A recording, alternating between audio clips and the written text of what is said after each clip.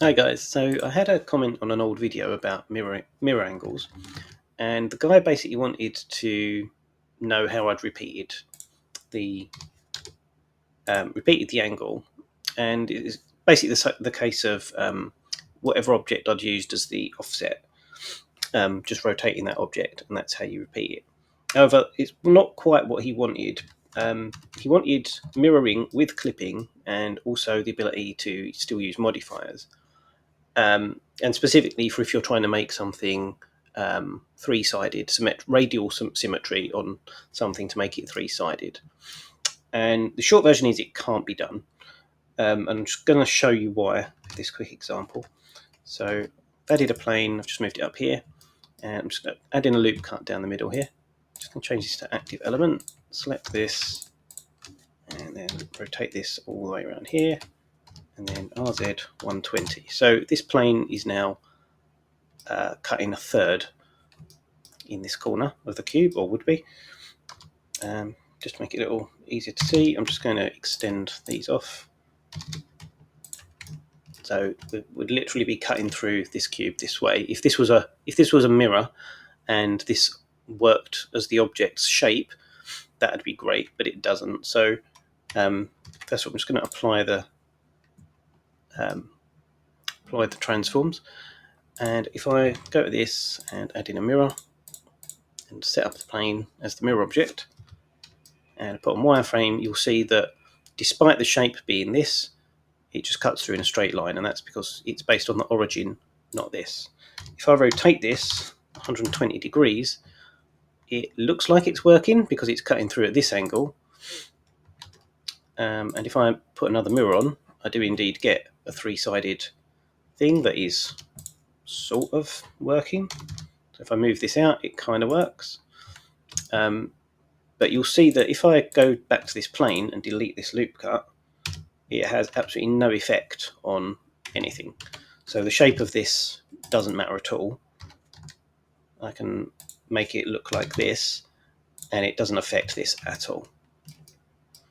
Okay, so that's the one thing. It's based on the origin point, so none of that object's shape has any effect at all.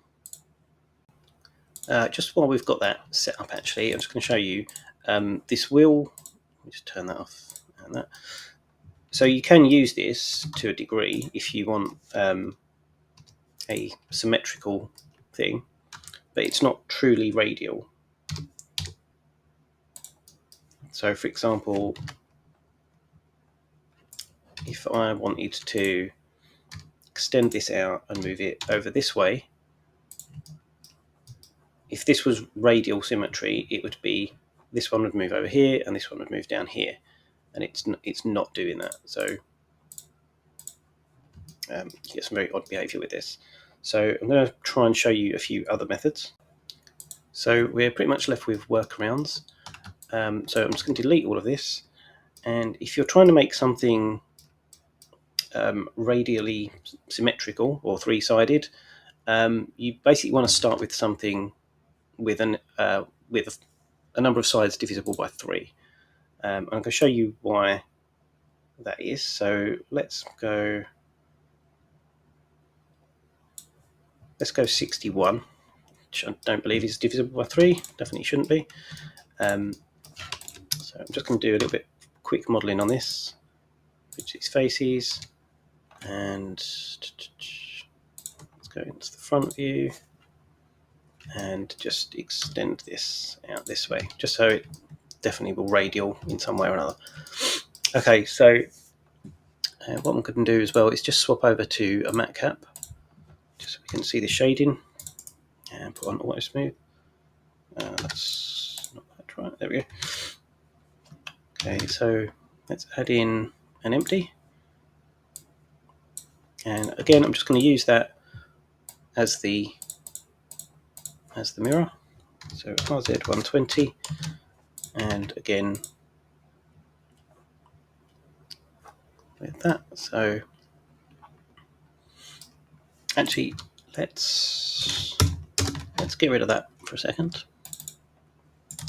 and just fill that back in. So at the moment it looks fairly fairly smooth on the shading.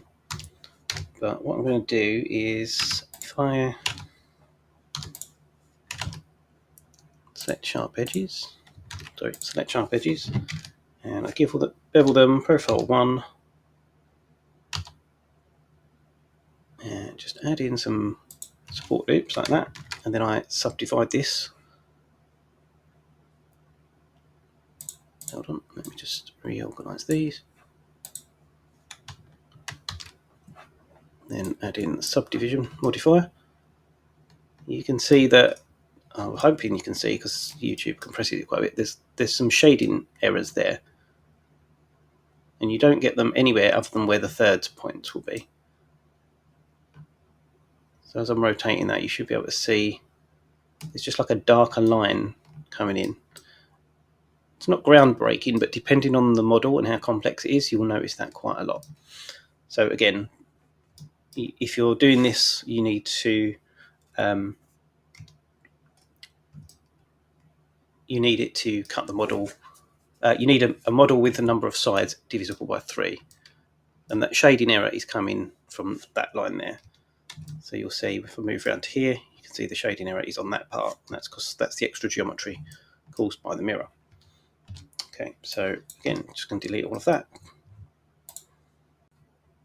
So first thing we need to do, as I just said, is we need to use an even number of sides. So this one's got 24, which works great. Next, what we're going to do is just going to insert these and bridge them together.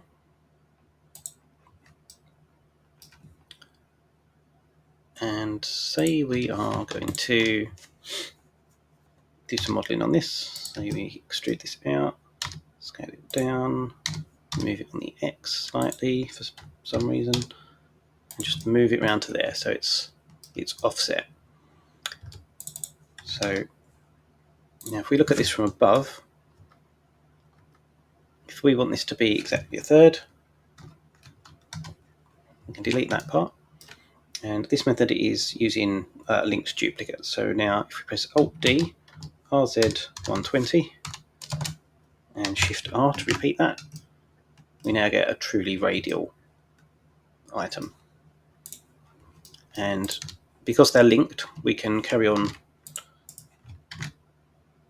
adjusting these if we want to. So just clicking the wrong thing there.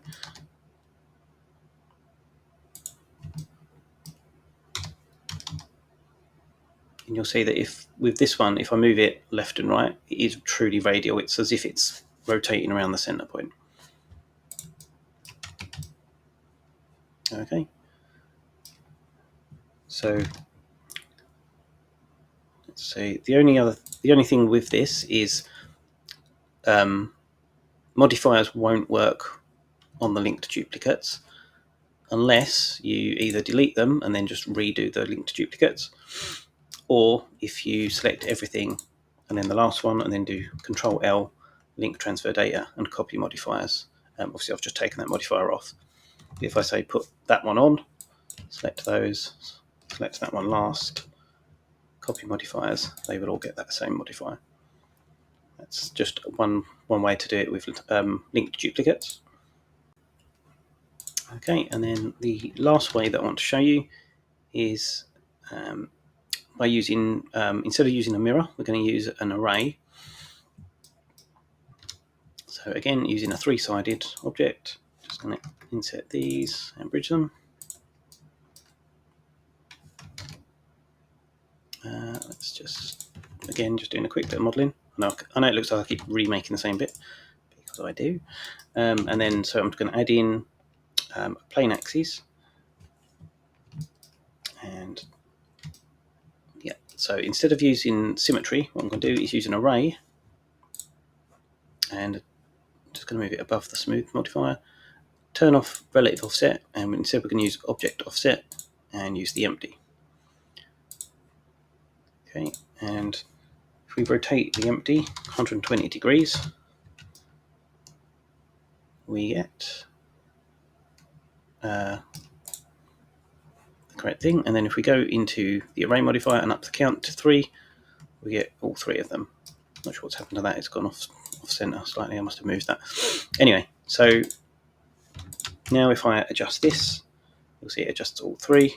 If I move to the sides, it's rotating, so it's doing the proper radial thing. The only problem with this is that there are three copies of this sitting on top of each other. So if I move this away, you'll see there's all three of them, and they're rotating basically. They're being mirrored around the, or arrayed, I should say, around the empty. And again, to solve this problem, you just need to go into the top view and figure out where a third is, and then delete the rest of the model. If you can't work out where a third is because your model's too complicated, an easy way around this is to add in a cylinder with three sides. And then if you look at it from above, sorry, I'll select the right model. If I grow the selection to here, that is exactly a third of the model. And then you can Control I to invert and delete the rest of it. And if I delete that as well, then you'll see as I move this away now, they are separated properly. So there's not like a whole second part sitting on top of each other. Hope that helps. That's just the ways I would do it. I don't like working with modifiers on permanently most of the time, so I tend to make the changes I need to, and then if I need to make it radial, then I'll do it after the fact. Hope that helps. Thanks for watching, and take care.